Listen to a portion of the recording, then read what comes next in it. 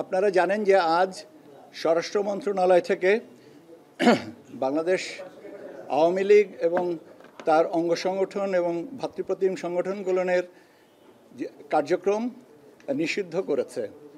তার ধারাবাহিকতায় election commission সিদ্ধান্ত নিয়েছে যে আওয়ামী লীগের নিবন্ধন স্থগিত করা হলো। সেই অনুযায়ী আমরা আজকে গেজেট নোটিফিকেশনটা জারি করেছি। আপনারা গেজেটের কপিটা বিজি প্রেস থেকে পেয়ে যাবেন। আপনাদেরকে ধন্যবাদ।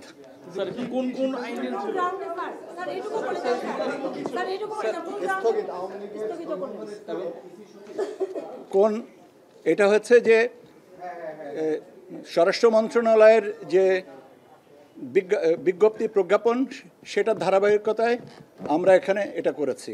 ধন্যবাদ।